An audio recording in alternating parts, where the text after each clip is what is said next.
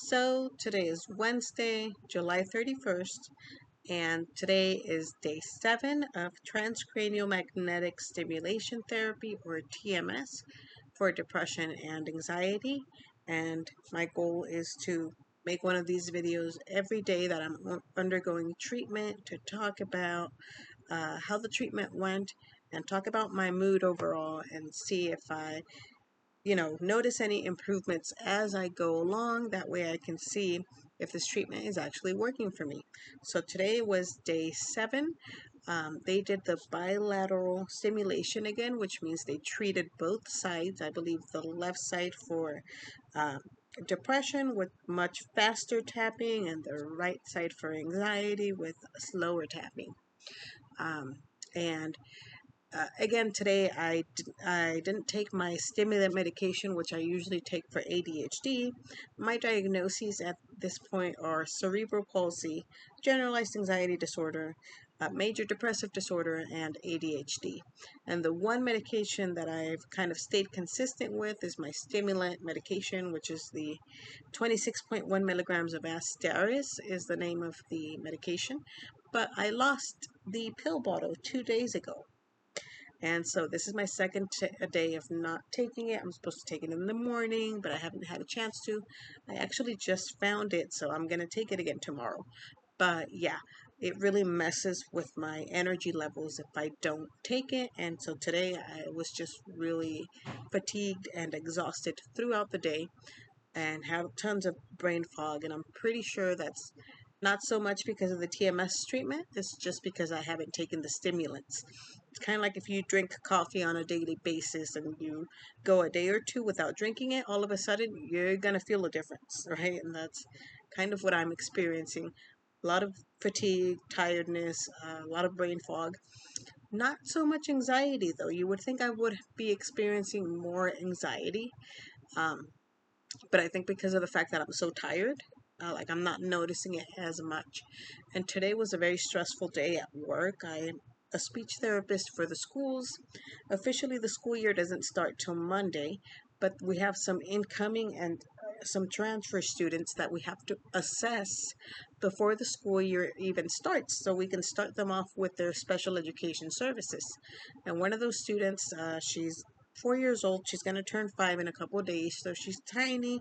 She's also autistic. So she's on the spectrum, and this is her first time being in a school setting. So she's not really used to the structure, and she comes with a lot of behaviors. So biting, pushing, kind of screaming, all of these things that because she doesn't communicate very well. She just recently started talking, and even now her verbal expression is very limited to like maybe one word at a time. Her vocabulary is limited, and every time you've got a limited uh, a vocabulary or limited way of expressing yourself, you're going to have kids that have all kinds of behaviors because they get frustrated, they can't express what they want or what they need. And so, of course, the goal is as they get acclimated to the school setting and go to speech therapy and like build their language more, and we that will replace those negative behaviors with more positive behaviors and just communication, being able to say, I need a break, I want this, I don't know how to do that, that's hard. At this point she can't, and so she kicks, and she pushes and she screams and she bites. And so it was very, very stressful. um, I wasn't even like I honestly like was having a hard time even like assessing her and writing down her responses at the same time. Not only because not only because she was very active and having a hard time attending to the tasks and sitting still, but because of all the brain fog that I'm experiencing because I haven't been taking my medication, I didn't get to finish assessing her, so I have to continue tomorrow morning. And then I also have to write a report and write goals based on the assessment. And then her IEP meeting is tomorrow afternoon. So, all that to say that it's been a stressful day, but surprisingly, I haven't been as anxious as I think I normally would be in this situation. And I don't know if that's because of the TMS or because I'm just experiencing all this brain fog because I don't haven't been taking my stimulant medications. Um, yeah, it's just my energy is very, very low right now. But I don't think it's so much of like a depressive low energy as much as like just I'm fatigued and I'm tired, like just a lot of brain fog. Um, as far as the treatment goes, the TMS technician did say that they've been increasing the intensity level or threshold by about 5%. About 5% each day that I've been there. So today they got up to 90, and I definitely felt a difference. It felt like much harder tapping. Um, it wasn't painful, just more uncomfortable than the lower levels were. But still, I could tolerate it pretty well. Um, and a random weird side effect that I've noticed that maybe it's not even a side effect, maybe it's just something else.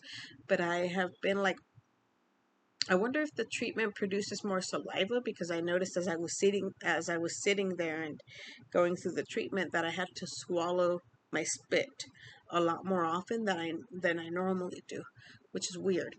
I didn't get a headache or anything after treatment. I'm just really tired. Um, this morning I woke up around 5:40. I had an appointment with my therapist 6:15 because that's the only time that I actually have where I can fit her into my schedule. 6:15 to 7, and basically she talked about how I'm very passive, which I already know, and she wants to work on me kind of building working on more assertive communication. Um, but yeah, let's see what else. And she said that she's afraid that I'm gonna burn myself out because I work all day and then after work I have school from like 6 to 8. And I'm doing the TMS therapy, so like I have a lot going on. And she asked me, "Do you have to work so much?" And I'm like, "Yeah, I kind of do. I don't think they have a part-time speech therapist position at my job site. And even if they did at this point, I can't really pick because I'm hired on a variable term waiver, which means I don't have my credentials or my master's degree yet because I'm still going through graduate school and I still have like 2 years to go. So until I complete my master's degree and get my credentials, I can't pick and choose where I want to work and how often I want to work. Once I get my master's degree, then I can choose even to work via telehealth, to do teletherapy, and I can choose my hours and I can choose if I want to work part time, and it'll be great. But right now, I don't have much of a choice. I have a kid that I have to take care of and provide for, and I have a car payment and insurance payment, bills and credit cards, and I pay rent here, so I kind of have to work. And because I work 7:30 to 4, and then I'm in school from 6 to 8 online for my graduate program, that leaves me with very, very little downtime. Um, so yeah, so my depression I would say is at about a 6. They always ask me to label my or rate my depression on a scale from 1 to 10. So I think it's about a 6, pretty consistent. My anxiety may be at about an 8, not as bad as it was yesterday or the day before, but still there. I'm still kind of trying to get used to being back at work after a summer break. Um, and so I think, oh, okay, excuse me. I think that I interacted with a lot of people today, which also takes a lot out of me. So I spent all day in the speech therapy room with the other speech therapist who's also my supervisor. And then as I was assessing the new student, the special ed teacher was also in there, as well as the school psychologist. Kind of, they were providing support, but they were also watching me assess her, right? And the other speech therapist was watching too. So it felt very much like, even though they're very supportive, it still felt like I had an audience, which of course makes me nervous. So I interacted with them, collaborated with them as far as like what I still need to like assess her on, what I think treatment will look like. And I also introduced myself to her dad. So I introduced myself as the speech therapist who will be assessing her. I asked him to fill out a questionnaire for me, which is like the standard background questionnaire. He was there watching for part of the assessment too.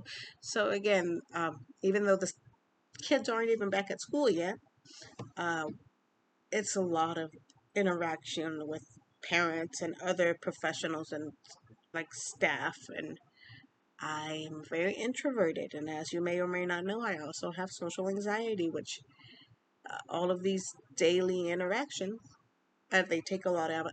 They take a lot out of me. I interact with the people at the school and with the TMS technician, which I saw today.